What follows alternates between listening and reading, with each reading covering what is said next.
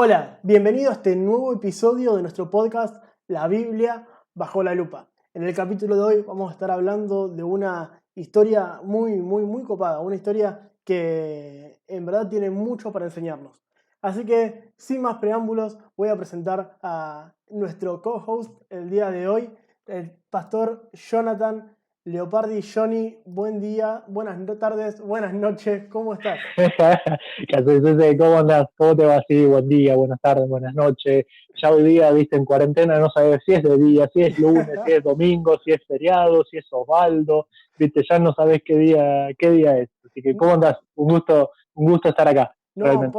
por favor, gracias a vos por poder acompañarnos. Y nada, si te parece, sin más preámbulos, vamos a charlar un poco, a ver qué nos tiene preparado el capítulo de hoy. Dale, dale. El pasado estuvo espectacular. No sé si yo lo estuve viendo, no sé si los amigos que están ahí mirándolo se lo perdieron. Creo que los invitamos a que lo puedan mirar porque realmente estuvo muy bueno y bueno, creemos que este va a estar bueno también. No sé, vamos a ver. Esperemos, Después ustedes nos dirán a ver cómo salió. esperemos. Bueno, hoy tenía ganas de que hablemos un poco de Mateo. Todos conocemos por general a Mateo, ¿sí? Uno de los discípulos de Jesús.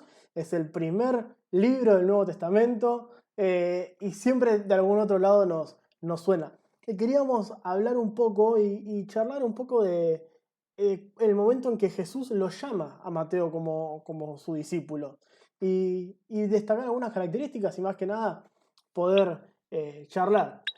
Así que, nada, en síntesis más o menos, está bueno. Arrancamos por ahí, digamos, vamos por ahí. Vamos a ver después qué es lo que sale. Tal cual, tal cual.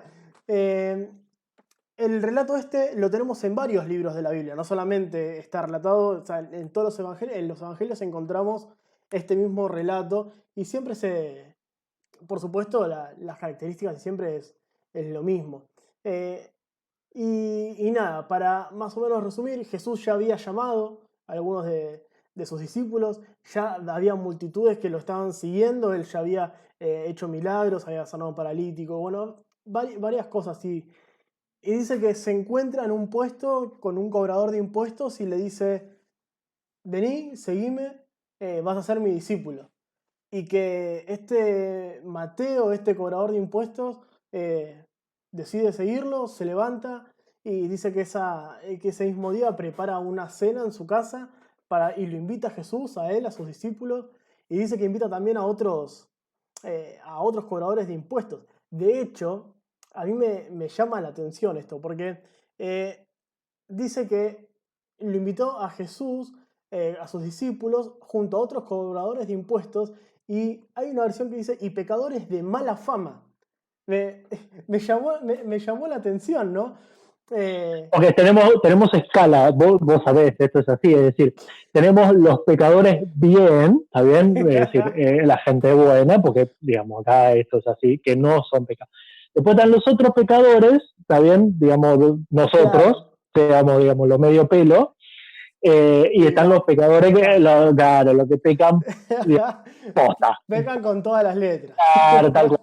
Y mandan, si lo vamos a hacer, lo vamos a hacer bien, dijo uno. Así que bien. Bueno, dice que la palabra que estaban en esta cena se acercan unos fariseos, que eran los maestros de la ley en ese momento, y, y dice que le preguntan a los discípulos de Jesús de por qué su maestro cenaba con semejante escoria, según algunas versiones. Onda, estaba como con lo peor de Sí, lo sí, sí. peor, ¿no? A ver, vos dijiste escoria, pero el que nos está escuchando, nosotros no lo vamos a decir.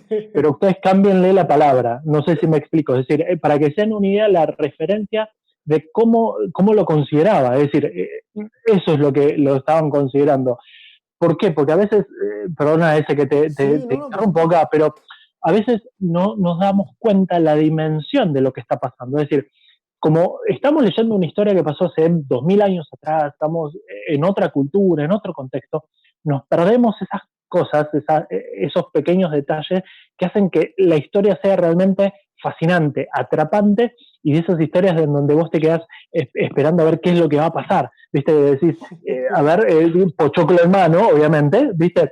pochoclo de mano allí, viste que estás así porque bien de Netflix, decir, bueno, a ver qué es lo que está pasando, por qué Bueno, lo vienen a atacar. el capítulo pasado con Abel hablábamos exactamente lo mismo, ¿no? De cómo muchas historias de la Biblia, uno cuando las lee y se pone en contexto, a uno lo atrapa y dice, "Uy, ¿y cómo sigue esto? ¿Cómo sigue? Como si fuera una serie. Exactamente, te queda el cliffhanger, viste, esa, cuando finaliza el capítulo que te quedas así y decís, No, ¡no! ¿cómo sigue esto? Y te dicen, continuará en la próxima temporada y vos decís, ¡ah! Bueno, Así que ¿sabes tenés que qué? esperar un año para eso. ¿Sabes qué? Nada, dice que bueno, le preguntan a los discípulos el por qué Jesús se juntaba, que era el maestro, que se juntaba con esta Con clase de esa, con gente, esa esa gentuza, diría. gentuza, tal cual. Y dice que Jesús le responde con una frase que muchos conocemos, ¿no? De que la gente sana no necesita médico y los enfermos sí necesitan médicos. Y después acompaña con otra frase. Y acá tengo tres extractos distintos que quisiera que por ahí compartirte, que vos también nos puedas comentar algo. Tanto en Mateo como en Marcos como en Lucas, la frase que sigue es lo mismo, pero contado por supuesto desde distintos puntos de vista, ¿no? En Mateo nos dice, además de que la gente sana no necesita médico, dice, yo quiero que tengan compasión y no que me ofrezcan sacrificios. Que es muy interesante, ¿no? Teniendo en cuenta el contexto, sí, palazo a la nuca a todos los fariseos que estaban ahí. Porque aparte les está citando las escrituras, un texto del Antiguo Testamento. Muchos de ustedes deben haber conocido la historia del famoso misericordia quiero y no sacrificios. Me gusta ahí como lo está diciendo Ezequiel, porque precisamente ahí es donde está, es decir, es el planchazo al pecho, ¿viste? Cuando estás jugando al fútbol, ¿viste? Es así el golpe, como decir, bien, ahí está, ahí tenés. Tal cual. Bueno, mira, después en el libro de Marcos dice, no he venido a llamar a los que se creen justos, sino a los que saben que son pecadores. Y también es una frase que a muchos nos impacta, ¿no? Porque ¿cuántos nos sentimos identificados dentro de ese grupo de los pecadores? Es que ahí es donde está la cuestión, porque, a ver, nosotros decimos, no, yo argentino, es decir, nosotros no hacemos esas cosas, no somos de ese estilo. Peco sí, porque creo que nadie va a decir no No, por pecamos, supuesto. pero, viste, te genera esa distancia de decir, no, nosotros no somos como esa gente, ¿no? Nuestros pecados son buenos, normales, y no son tan pecados. No, no llamamos pecado porque, bueno, la Biblia dice que tiene que llamarse Pecadito. pecado. Pero, viste, no tanto. Pero se genera también de vuelta, ese conflicto y ese saberse, porque está jugando con esto, con el que se cree, con el que se reconoce. Es decir, una cosa es cuando uno de los problemas que lleva a la vida espiritual, pero también en otras esferas de la vida, eh, aquellas instituciones, asociaciones que trabajan con personas en recuperación, sea del ámbito que sea, alcohólicos, adictos, ya sea adictos a lo que sea, ¿sí? Estupefacientes, es decir, juego, eh, cualquier dimensión de lo que estemos pensando, lo primero que tienen que hacer es reconocer que tienen un problema. Y ese es un problema que nos pasa con el pecado, porque el pecado lo primero que hace es cegarnos a que tenemos un problema. Tal cual. En la primera defensa, yo me acuerdo, no sé, vos sos del palo de sistemas, así que esto te Un acordás, poquito, sí, sí, un pero poquito. pero sos más chico. Yo me acuerdo, y algunos de los que están acá se van a acordar en aquellos tiempos, cuando corría todavía Windows XP, Windows 95, ¿sí? Y al mouse, viste que le tenías que sacar la ruedita para Sí, por limpiarlo. supuesto. Ya me estoy pintando, ya estoy reconociendo que tengo más de 21. Eh, en esa época, una de las cosas más comunes que había era el virus, ¿sí? Que tenías miedo con los mails que te llegaban o con los disquetes, porque, digamos, Sí, sí, sí, antes por supuesto. o sea, habría que ponerles, googleen muchachos, los que no saben, los centennial, googleen qué es lo que es un disquete de 5 1/4, ¿sí? O lo de 3 1/2, es decir, el miedo que tenías era a los virus. ¿Por qué? Porque una de las primeras cosas que hacían el virus era desactivarte, ¿qué cosa? no sé, Acá es donde... había Acá muchos todos estamos virus. conectados. Te desactivaba el antivirus. Entonces, te impedía que reconocieras el virus que tenía. Era como el mecanismo de defensa que vos tenías, Claro. y automáticamente te lo anulaba. Y con el pecado pasa lo mismo en nuestra vida. A veces tenemos una macana y una de las primeras cosas que hacemos es nos bloqueamos y no nos damos cuenta que estamos pecando. Entonces nos ponemos, lo racionalizamos, ponerle la explicación que vos quieras, pero es lo primero que pasa ahí. Y lo que pasa con estos fariseos, hoy día podríamos decir religiosos, tal vez sin ánimo de ofender a nadie, pero en donde a veces nos ponemos en esa posición de como un escalón más. Es decir, porque lo que en definitiva pasa es eso, es decir, un escalón más. Y me encanta la reacción de Jesús. Es decir, está bien, vos tenés un escalón, no hay ningún problema, fenómeno.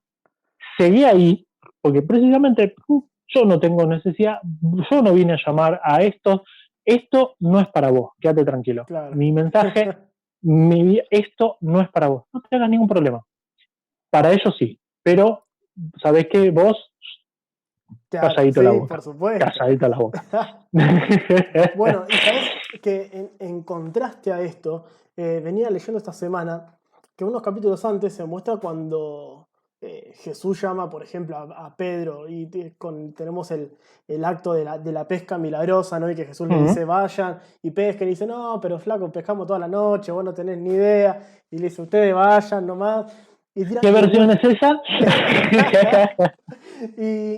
Y nada, y dice que en cuanto puede entender la magnitud de lo que estaba pasando, de que no era solamente de que tiraron las redes y pescaron, sino de que en verdad estaban en presencia del Hijo de Dios, dice que se tira y se arrodilla y le dice, Señor, soy un pecador, y onda, y se reconoce como lo peor de lo peor. Y digo, ¿cómo habrá reaccionado? Yo siempre imagino cómo habrá reaccionado Pedro después de todo lo que conocemos, de su temperamento y su carácter y todo, cuando Jesús dijo, hey, esta noche vamos a comer una picada a lo de Mateo.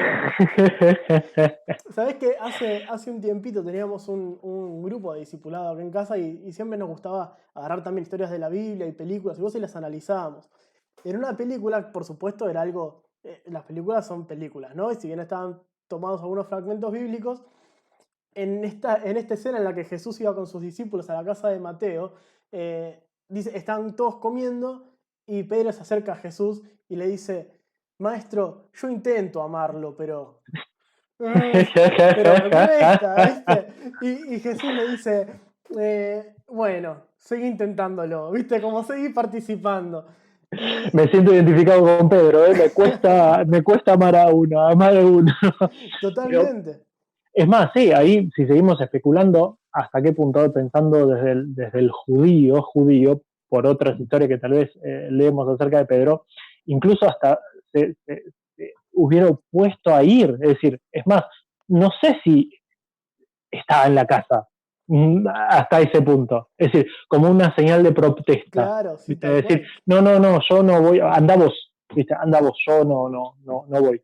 No es para, eso no es para mí, porque a veces a mí me gusta, de las historias que contaste, me gusta en el Evangelio de Marcos, porque es más, es sencilla, es cortita, pero tiene algunas cosas que así son muy, muy fuertes, porque cuando hablamos de recaudador de impuestos, a veces es necesario pensar cómo era tenido en ese momento, es decir, qué era lo que pensaba la gente, porque el recaudador de impuestos no era trabajaba para la FIP. Claro, digamos, más o menos una cosa así. Pero bueno, dentro del todo, la FIP tiene algunas cuestiones, pero vamos a hacer algunos paralelos, no con la FIP. Pero el muchacho era un judío, ¿sí? Que le estaba sacando plata a los judíos para el Imperio Romano, es decir, para aquellos que ellos odiaban completamente, ¿sí? Una institución extranjera que lo que hacía era oprimir y explotar al pueblo. Y este muchacho era un representante de ellos. Y además se generaba todo un sistema de corrupción, porque había también cosas, digamos que no hay nada nuevo bajo el sol, ¿está bien? Pero hace de cuenta que el gobernador de un determinado lugar le dice, bueno, muchachos, a mí me pidieron, porque esto también se daba así, y hay fuentes, digamos, documentadas de esto, a mí me pidieron tanta plata, ¿sí? Tantos talentos de oro para conservar o sea, mi gobernación, mi proconsulado, el puesto que sea. Entonces yo tengo que cumplir con esa cuota.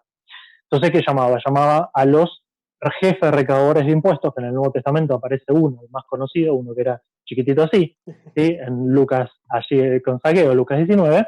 Entonces, era jefe de recaudadores de impuestos. Entonces, el muchacho tenía cargo a su vez esto. Entonces, por ejemplo, este gobernador, vamos a hacer que seas vos, Ezequiel, ¿viste? Llamás a tus jefes de gobernador. Es decir, a mí, en realidad vos te juntaste antes con el emperador, ponele, vamos a decir, Sí, sí. ¿viste? Estás ahí allá en la crema, ¿viste? Y te piden 1.000.000 de talentos, ¿sí? Talentos de plata, lo que sea. Vamos a poner un número, vamos a poner en criollo, porque yo sé que ustedes están todos con el tema de la conversión de dólar, pero no sé si tienen peso talento, no sé si anda con la conversión. No lo encuentro, No, estamos complicados. Si mirás en los conversores no va a estar por ahí. Pero ponele 1.000.000 de dólares, ¿sí? Entonces vos vas, juntás a tus 10 jefes de recaudadores de impuestos. Entonces le decís, muchachos, el emperador me pidió 3 millones de dólares para este año, ¿sí? Ya estamos dando cuenta de los números. Así que necesito que cada uno de ustedes, ¿sí? Me traiga 300.000 dólares y puedo cubrir la cuota. Si me pueden traer 350, porque yo también tengo que comer, tengo que ganar algo.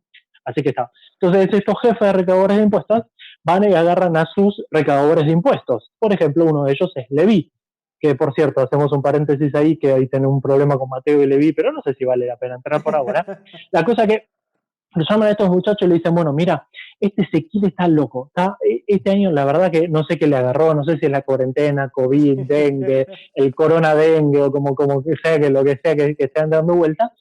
Dice, me pidió 500.000 dólares, así que necesito que ustedes me estén juntando, ustedes 10 me estén juntando 50.000, 60.000, porque yo también tengo que estar comiendo algo, ¿sí? Y así sucesivamente. Entonces, se generaba algo que venía desde un número e iba creciendo, y además este recaudador de impuestos ganaba de todo lo que cobrara además, es decir, él le tenía que pagar al jefe de recaudador de impuestos estos 60.000 dólares, pero él necesitaba, digamos, cubrir eso, pero si cobraba 65, su ganancia eran 5, si cobraba 100, su ganancia era 40, entonces intentaba sacar lo que más podía, y para ello, si fulano no pagaba, yo judío a otro judío, ¿qué es lo que podía hacer?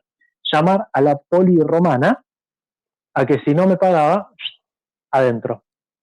Entonces, eso en la sociedad, el siglo I, era considerada traición política, moral, religiosa y además también del pueblo, porque era un mismo judío el que me lo estaba haciendo. Entonces era terrible. Entonces eso es lo que vos decías de esa escoria que era considerado. Y además los había juntado a todos, no que solamente uno. Decís, bueno, con uno vaya y pase. Me lo juntó a todos, Jesús. A todos juntos. A todos. Lo juntó todo. Dijo, bueno, muchachos, viste, más de uno quería agarrar ahí adentro, viste, y Jesús, al contrario, les abrió las puertas del reino a estos muchachos que sabían que estaban necesitando de ese mensaje. Bueno, yo creo que una de las primeras veces, me acuerdo de chico cuando había escuchado esta historia, porque cuando sos chico, viste, como que te cuentan así, historias sueltas, y uno como que, a mí, hasta qué sé yo, los 12, 13, que más o menos por ahí ya me empecé a interiorizar un poco más por motus propio, digamos. Bien, está bien. Viste, como que al principio de chico me costaba. Sí. Hay algunos que andan en 30, 35 y siguen más o menos la misma, pero bueno, no es el caso. Y nada, me acuerdo que me llamó mucho la atención esto del contraste. Yo, por supuesto, después fui entendiendo con los años por ahí no me sale la palabra, lo transgresor que había sido Jesús con esto, ¿no? Completamente. Pero sí me acuerdo de decir, hey, ¿por qué lo critican tanto a Jesús? Si lo invitaron a comer y fue a comer con sus discípulos, con uno que además ya iba a ser su discípulo también, era la casa de él, y tal vez por ahí tenía todavía un poco esa inocencia de chico, ¿no? De decir, claro, ¿qué es lo que está pasando? ¿Qué me estoy perdiendo? Y aparte otra cosa, el hecho de comer, para nosotros comer, bueno, también somos argentinos, Bueno, sí, la es más, comida sí, tiene que estar, esto es así, es decir, nos juntamos a hacer un trabajo de la facultad, ¿qué hacemos? Comida. por Es decir, supuesto. esto es así. Nos Siempre, juntamos un equipo a trabajar de la iglesia, ¿qué es lo que tiene que haber? comida. Comida. Es decir, tenemos que ir a cambiar una lamparita, junto con la lamparita que hacemos, media docena de facturas. Es decir, algo, Algo, al tiene menos, que algo tiene que haber, sí, sí, sí. para picar, si no, no tiene.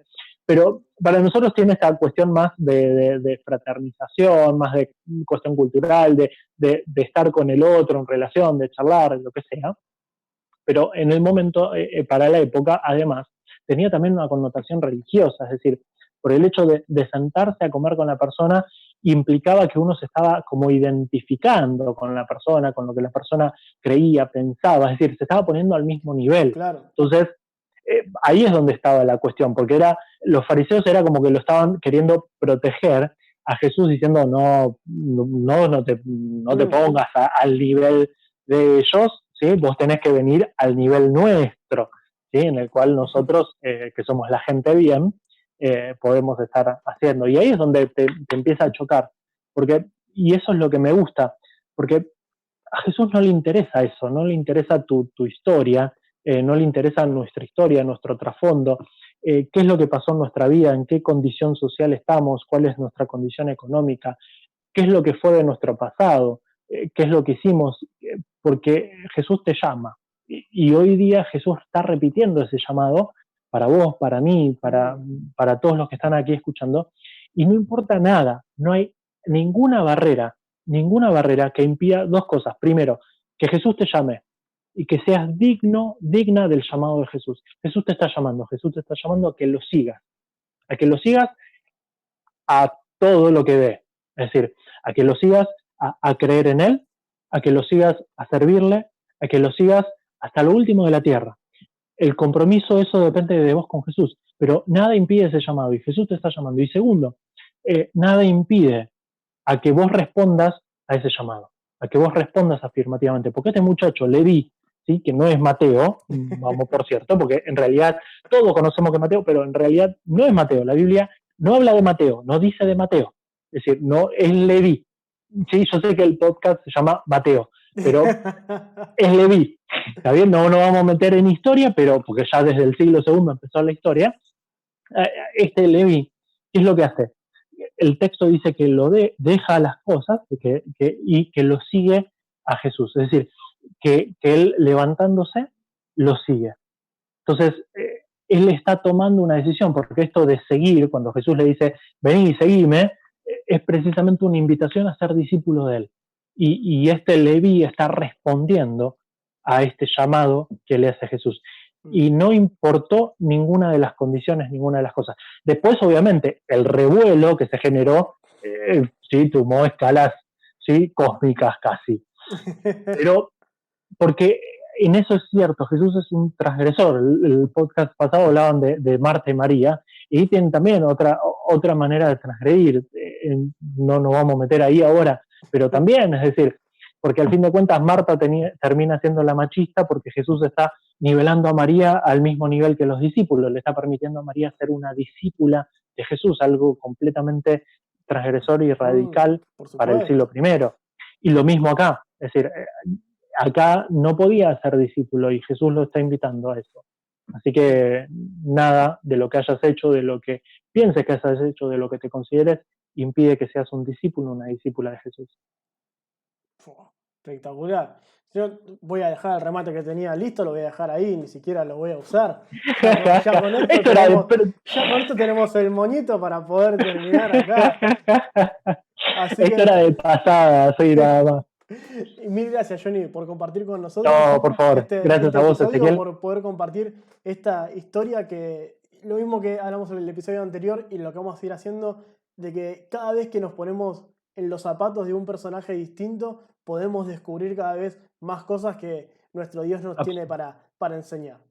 Absolutamente, absolutamente. Y creo que es un lindo ejercicio que cuando la próxima vez que vos y es algo que hago yo y que le invito a todos a que lo puedan hacer, que la próxima vez que se sienten a leer el texto bíblico, puedan aprovechar eso, a meterse, a hacer de cuenta que están ahí, a empezar a estudiar, a ver, y decir, pero ¿por qué? ¿Qué es lo que pasó? Porque ahí es donde empieza a cobrar color y empieza a tener mucho sentido y empezamos a ver realmente a otro Jesús. No a otro Jesús en el sentido de que es otro Jesús, sino que a veces eh, nos venden un Jesús solemne, un Jesús de un estilo, por lo menos fue el que compré Mm, yo durante un tiempo, y después uno empieza a ver que realmente ese Jesús está mucho más cerca de lo que vos pensás, de lo que vos crees o de lo que te dijeron. Está completamente. solamente al alcance de tu voz, de tu mano, y está ahí buscándote. Completamente. Muchas gracias, Johnny. No, Espero gracias a vos, que Ezequiel. te podamos tener pronto también en otro nuevo capítulo Absolutamente. de la Biblia bajo la lupa. Absolutamente. Un beso grande. Nos vemos. Chao, chao. Bueno, muchas gracias a todos por acompañarnos en este episodio. Espero que haya podido ser de bendición tanto para tu vida como lo fue para nosotros el poder estar compartiendo esto. No te olvides que la semana que viene tenemos un nuevo capítulo y vamos a estar transmitiendo todas las semanas para que juntos podamos conocer más de la Biblia y podamos conocer más de lo que Dios tiene preparado para nosotros. Muchas gracias. Nos vemos.